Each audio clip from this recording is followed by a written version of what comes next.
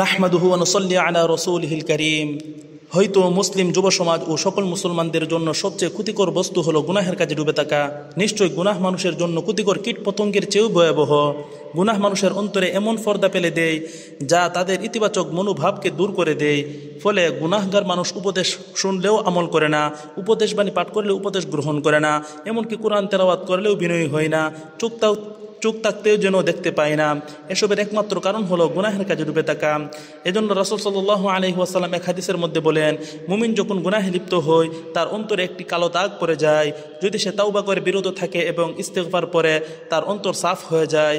আর যদি গুনাহ করতেই থাকে তাহলে সেই কালো দাগ বাড়তে থাকে। এটি সেই মরিচা যার কথা কোরআনে কারিমে আল্লাহ তাআলা বলেছেন, বরং তাদের কৃতকর্মের কারণে তাদের অন্তরে মরিচা পড়েছে। হে যুব সমাজ, নেক কাজ করার চেয়ে অধিক গুরুত্বপূর্ণ হলো গুনাহ বর্জন করা। সুতরাং যে ব্যক্তি গুনাহ করে না এবং কোরআন তেলাওয়াত করে না, সে ওই ব্যক্তির চেয়ে উত্তম যে কোরআন তেলাওয়াত করে পাশাপাশি গুনাহ করে। রাসূল সাল্লাল্লাহু আলাইহি ওয়াসাল্লাম আরেক হাদিসের মধ্যে বলেন, আমি তোমাদের যা করতে বারণ করেছি তা থেকে বিরত থাকবে, আর যে কাজের নির্দেশ দিয়েছি যথাসাধ্য তা বাস্তবায়ন করবে। যে ব্যক্তি মুসলিম জাতির সহযোগী হবে সে তো গুনাহগার হতে পারে না।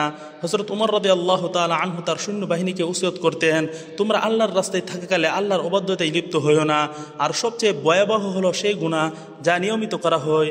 ধারাবাহিক গুনাহ করে যাওয়া অন্তর নষ্ট হয়ে যাওয়ার আলামত। কাজেই দ্রুত অন্তরে চিকিৎসা গ্রহণ করুন, না হলে দিন যতই অতিবাহিত হবে অবস্থা ততই শোচনীয় হবে, সামনের দিন হবে আরও খারাপ।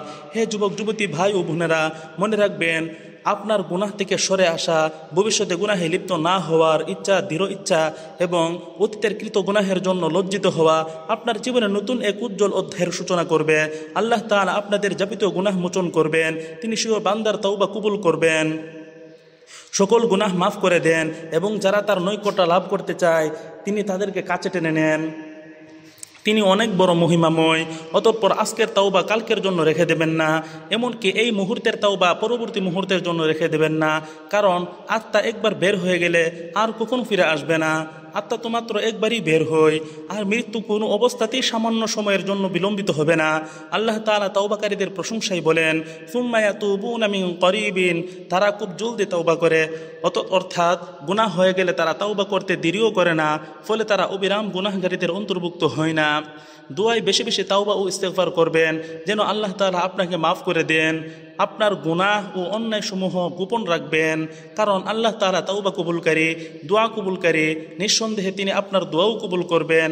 আর দোয়া কবুলের নিদর্শন হলো দেখবেন আপনার অন্তর নেক কাজের প্রতি উৎসাহিত হবে, নেক কাজ করতে আপনার ভালো লাগবে, কৃতগুনাহের কারণে ভয় অনুভূত হবে, কোরআন হাদিসের আলোচনার সময় আপনার অন্তর বিগলিত হবে। অন্তরে এমন অবস্থা অনুভূত হলে বেশি বেশি আল্লাহ তাআলার প্রশংসা করবেন, অন্তরকে সদা সর্বদা জাগ্রত রেখে আমলে অগ্রগামী হবেন, যেন অন্তরের এই কোমলতা ইবাদতের স্বাদ স্থায়ী হয়। আর আপনি যদি এমন অবস্থা অনুভূত না করেন তাহলে খুঁজে দেখুন কোনো না কোনো প্রকাশ্য অপ্রকাশ্য গুনাহ আপনি নিয়মিত করে যাচ্ছেন, যার খবরও আপনার নেই।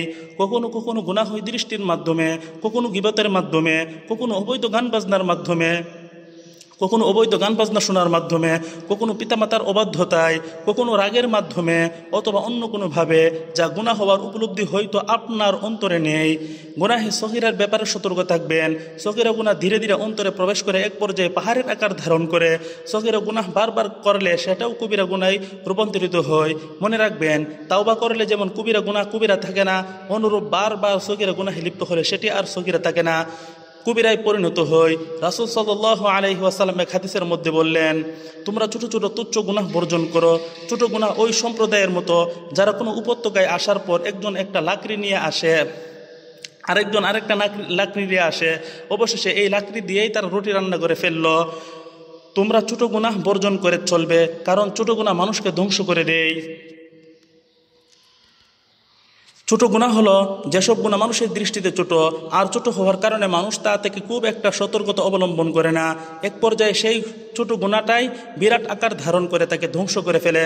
আল্লাহ তাআলা আমাদের আপনাদের সকল মুসলমানদের নিরাপদে রাখুন, গুনাহ থেকে হেফাজতে রাখুন। আমিন।